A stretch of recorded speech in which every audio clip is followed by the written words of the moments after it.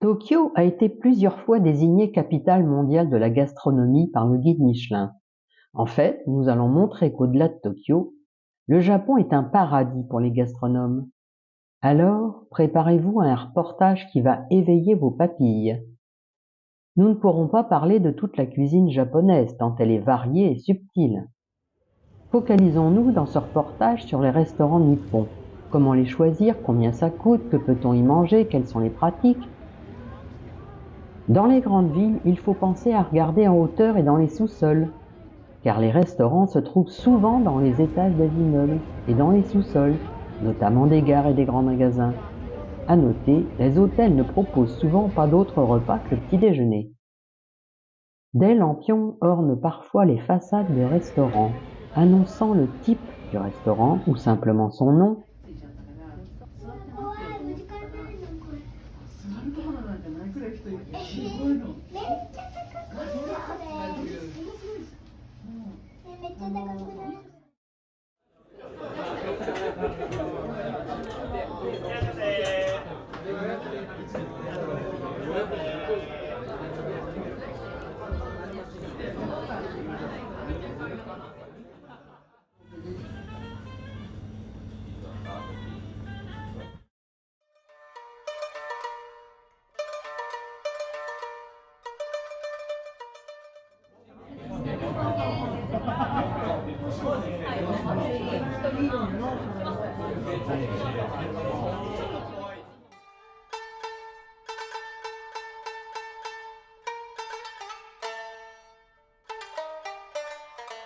Dans la plupart des restaurants, vous trouverez à l'intérieur une carte en anglais.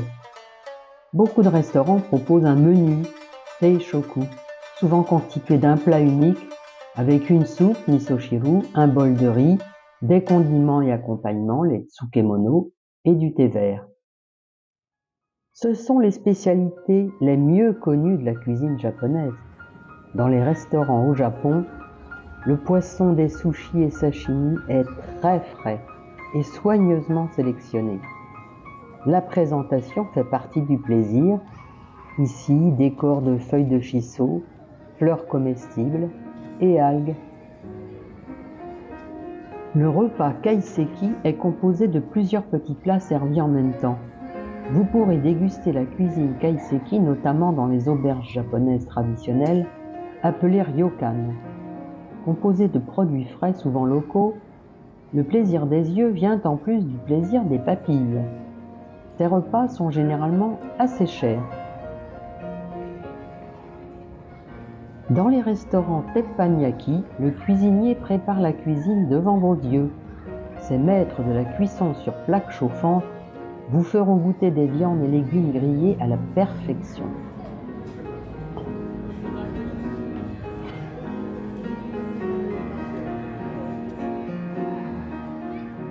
Voilà, nous sommes dans un restaurant qui sert du fugu.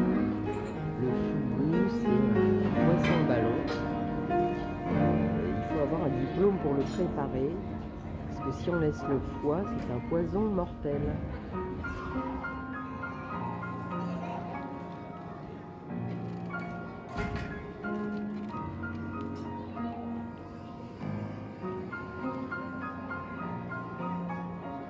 Donc on fait cuire le fugu dans la marmite, voilà, on attend que ça soit cuit avant de le consommer avec les petites sauces qui sont là. Puis nous avons également des petits accompagnements qui ont l'air délicieux.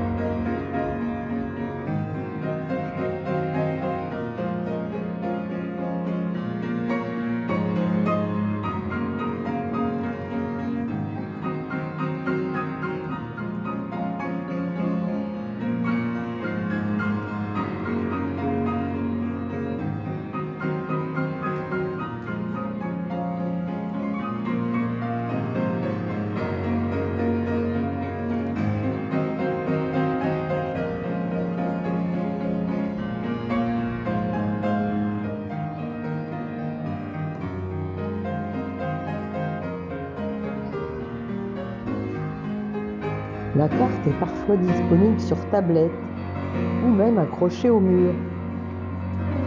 Vous pourrez facilement faire un très bon repas pour 1600 yens.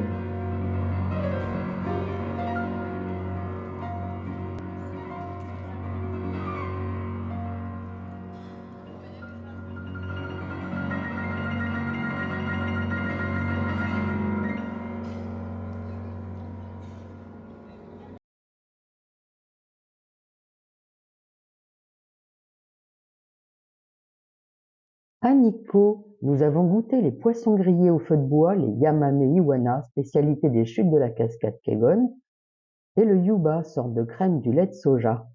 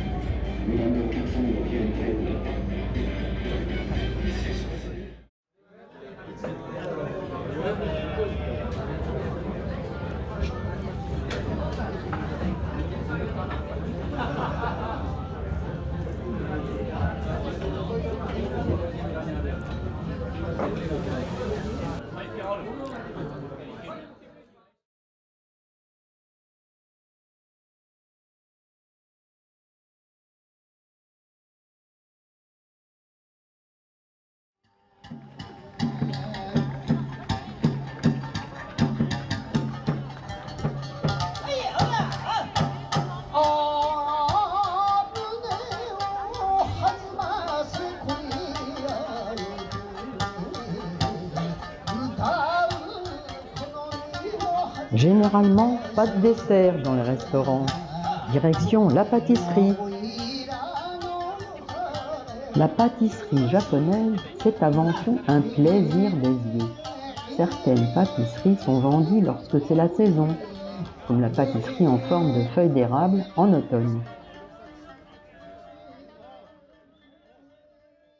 Une boutique de sablé de Kamakura, très prisée des jeunes. Ça a l'air délicieux.